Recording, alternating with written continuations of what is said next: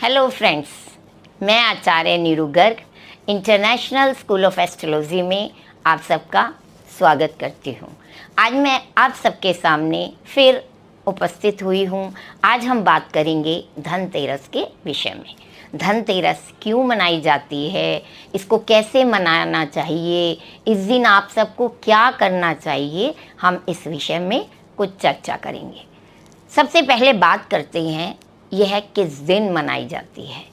कार्तिक कृष्ण पक्ष की त्रयोदशी के दिन धनतेरस या धन त्रयोदशी का पर्व मनाया जाता है।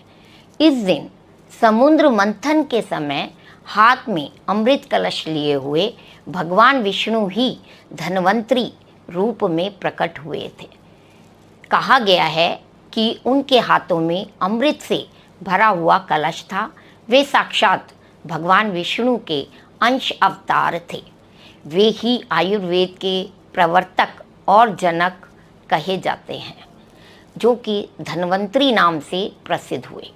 ब्रह्मवैवर्त पुराण में भी श्री कृष्ण ने कहा, भगवान धन्वंतरी स्वयं ही नारायण के अवतार हैं, वे महान पुरुष हैं।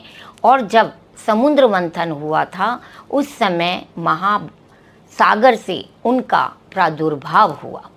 भगवान विष्णु के धन्वंतरी रूप में प्रकट होने के कारण ही इस दिन यह पावन पर्व धनतेरस के नाम से मनाया जाता है।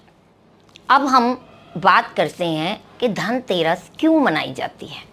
भगवान धन्वंतरी जब प्रकट हुए हाथ में कलश लिए हुए, तो वे आयुर्वेद के जनक और वैद्य के रूप में जाने गए। आयुर्वेद के जनक का मतलब यह नहीं है कि उन्होंने आयुर्वेद के सिद्धांतों का प्रतिपादन किया या उनको प्रकट किया, बल्कि धन्वंतरी जी ने आयुर्वेद को स्वयं प्रकट किया था। आयुर्वेद वेद का ही अंश है, वेद का ही एक भाग है, इसलिए यह उपवेद भी कहलाता है। भगवान धन्वंतरी आयुर्वेद के जनक कहे गए और धनतेरस उनके प्रकट होने का दिवस है। इसलिए 2016 में भारत सरकार ने धनतेरस को राष्ट्रीय आयुर्वेद दिवस के रूप में मनाने का एक अहम निर्णय लिया। धनतेरस के दिन लोग बर्तन खरीदते हैं, क्योंकि भगवान धन्वंतरी जी कलश लेकर प्रकट हुए थे।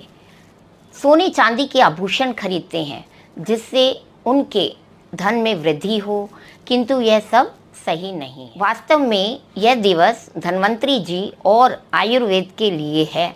आयुर्वेद में धन शब्द का अभिप्राय स्वास्थ्य से है।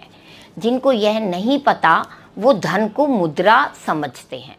जहाँ लोगों को स्वास्थ्य धन की वृद्धि करनी चाहिए, वहाँ वे क्या करते हैं, आर्थिक धन की वृद्धि के उपाय में लगे रहते हैं।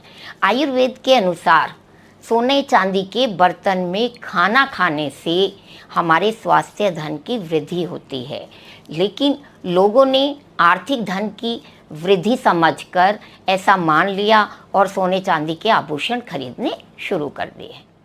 इसलिए आप क्या कर सकते हैं, आप एक चांदी की चम्मच खरीदिए, चांदी के बर्तन खरीदिए। अपनी योग्यता के अनुसार आप चांदी खरीद सकते हैं। जिनकी कैपेबिलिटी है वो सोने की चम्मच खरीद सकते हैं। उसको जो है अपने हेल्थ के लिए, अपने खाने पीने में उसको यूज़ करें। हमारे बुजुर्गों ने भी कहा है, पहला सुख निरोगी काया, दूजा सुख घर में हो माया। तो पहला सुख क्या है, निरोगी काया। तो आयुर्वेद में सबसे बड़ा धन स्वास्थ्य को कहा गया है।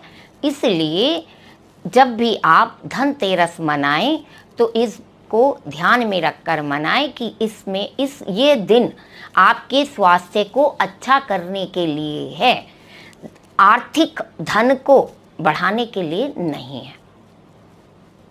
जब आपका स्वास्थ्य अच्छा होगा तो आर्थिक धन तो अपने आप ही बढ़ जाएगा। ठीक है जी, आज हम इसको यहीं विश्राम देते हैं। फिर मिलेंगे हम अपनी दूसरी वीडियो के साथ। नमस्कार।